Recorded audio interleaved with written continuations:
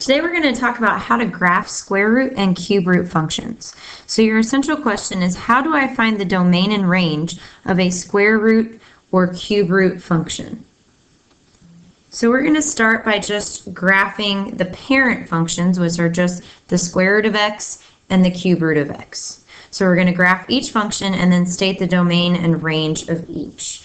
So remember, the domain is associated with the x values, and the range is associated with the y values. So the domain is whatever we can plug in for x and get a real answer, and then the range is what we actually get after we plug in those numbers for x, for y. So we're going to graph f of x equals the square root of x. Now I found that the best way to do this is just to make a table and plug in numbers. Now, when I'm doing this, I want to think, what numbers can I take the square root of, or what numbers is it possible to take the square root of? So, and get a real answer that I can graph. Well, I can't plug in negative numbers for x, because if I take the square root of a negative number, it will be imaginary. So I can only plug in 0 and all positive numbers. So I'm going to plug in 0, and then I'm going to plug in numbers that I know I can take the square root of, like 1, 4, and 9. Because 1 squared is 1, 2 squared is 4, and 3 squared is 9. So if I plug in 0 for x, the square root of 0 is 0. If I plug in 1 for x, the square root of 1 is 1. If I plug in 4 for x, the square root of 4 is 2. And if I plug in 9 for x, the square root of 9 is 3. So I'm going to graph these points. So I have 0, 0, 1, 1, 4, 2, and 9, 3.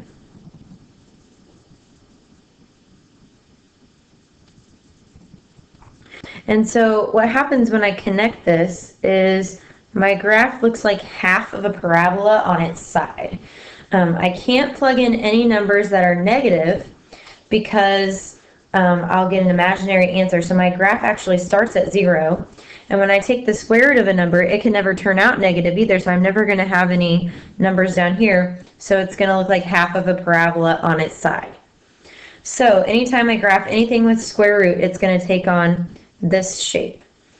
Now, when we talk about the domain, we already said that we cannot plug in any negative numbers for x, because I can't take the square root of any negative numbers. So my domain is going to be, you can either write from 0 to infinity, or you can write that x has to be greater than or equal to 0. So either of these, if you wrote it like this, that would be fine also. So either one of those would work for the domain. Now for the range is the answers that we get for y. So if you look at your y column on your graph, the smallest it could be is 0, and then it just goes on from there. So the range is going to be the same thing. You can put y is greater than or equal to 0, or you can put from 0 to infinity. Either one. Okay? Now if you put from 0 to infinity, make sure you put brackets around the zeros to show that 0 is included as an answer. So now let's do the same thing, but let's graph the cube root of x to see what shape this one looks like. So if we make a chart again,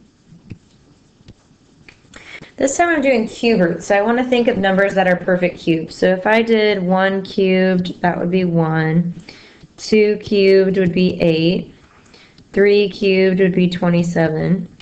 Okay, and I could do 0 cubed if I wanted. 0 cubed would be just 0. And then also with cube roots, because it's an odd root, I can also do like negatives. So I can do -1 cubed is -1. -2 cubed is -8. -3 cubed is -27. So you get the point. So because I can do negative numbers for cube roots, I can have more than one option. So I'm going to plug in numbers I can take the cube root of. So I'm going to do, I can't really graph -27 or +27 easily, so I'm just going to start with -8. So I'm going to plug in -8, -1, 0, positive 1, and positive 8, because those are all numbers that I can take the cube root of. So the cube root of negative 8 would be negative 2. The cube root of negative 1 would be negative 1. The cube root of 0 would be 0. The cube root of 1 would be positive 1, and the cube root of positive 8 would be positive 2. So I'm going to graph these points. So I have negative 8, negative 2, negative 1, 0, 0, 1, 1, and 8, 2. So this one kind of looks like a snake, like how we had with cubed functions, but it's on its side. So all cube root functions are going to take on this kind of snake shape. Okay, now let's talk about the domain and the range. So for the domain, let's look at what numbers I plugged in for x. I can plug in negative numbers, I can plug in 0, I can plug in positive numbers. So for the domain for cube root functions, it's going to be all real numbers. So you can put that, or you can put from negative infinity to positive infinity, either one. Okay, or you can just write out all real numbers. For the range, if we look at what we got as answers for y, I got negative answers, I got 0, and I got positive answers. So the range is also going to be all real numbers, or from negative infinity to positive infinity. So you can pick one of these to write for your answer for domain and range. So now let's look at some different types of square root and cube root functions that are not just as simple as those. So it says graph y equals 1/2 times the square root of x.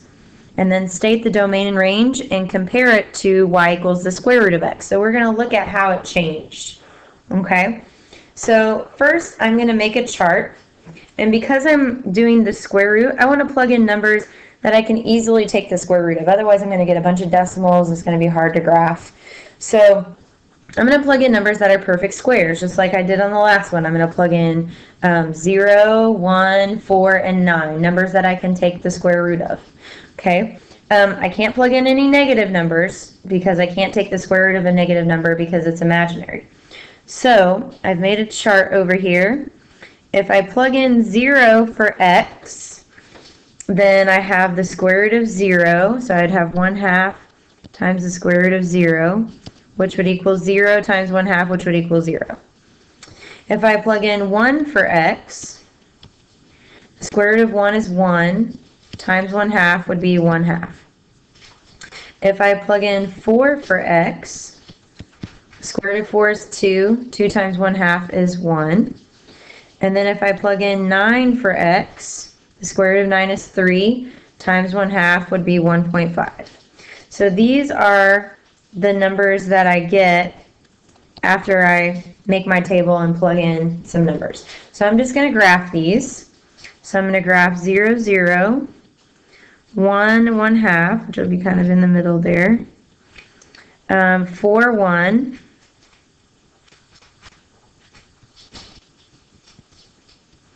and 9, 1.5, which would be kind of like right here.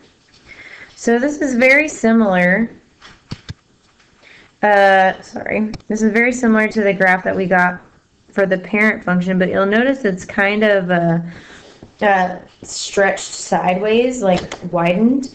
It's not as tall as the other one was. And that's because of the 1/2 in the front.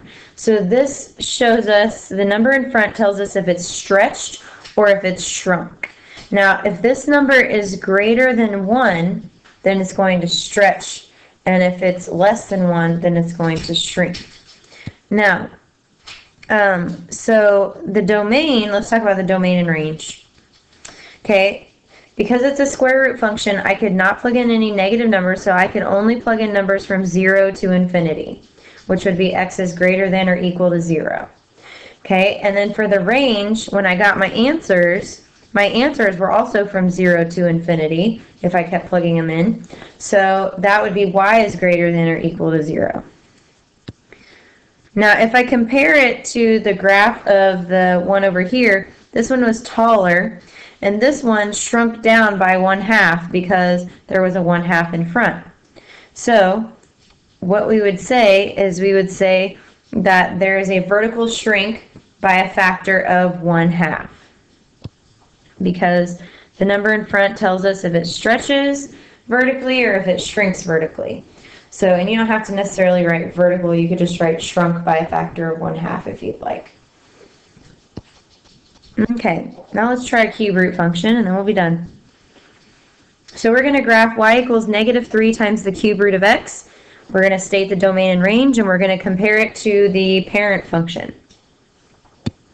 So let's think about what numbers we want to plug in for this one. Because it's cube root, I can plug in negative numbers, I can plug in 0, and I can plug in positive numbers. So I want to plug in numbers that are perfect cubes. So I'm going to plug these numbers in again, just like I did on the last slide, from -8 to +8. So if I do this, I have -3 times the cube root of -8. So the cube root of -8 would be -2. And -3 times -2 is +6. And if I plug in -1 for x, the cube root of -1 is -1, and -3 times -1 is +3. If I plug in 0 for x, the cube root of 0 is 0, and -3 times 0 is 0. If I plug in 1 for x, the cube root of 1 is 1, -3 times 1 is -3. And then if I plug in +8, the cube root of 8 is 2, and -3 times 2 equals -6. So here's my table, and I'm going to graph these points. So I have -8, 6.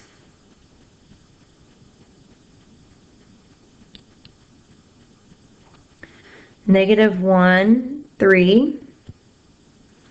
0, 0. 1, -3. Whoops, that's the wrong one.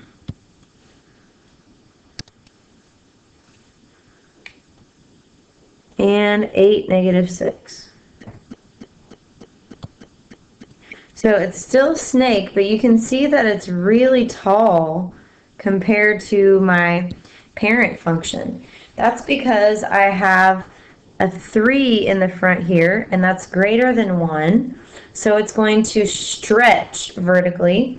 And then the negative sign here means that it has a reflection. Okay? So the number in front means that it has a reflection, or the negative in front means that it has a reflection. So it's flipped. It doesn't go this way. It goes the opposite direction. So it starts up and goes down. And then it's stretched by a factor of 3. So the domain and range on this one are all real numbers because I can plug in negative numbers, 0, and positive numbers for the domain and the range. Those are the answers I got.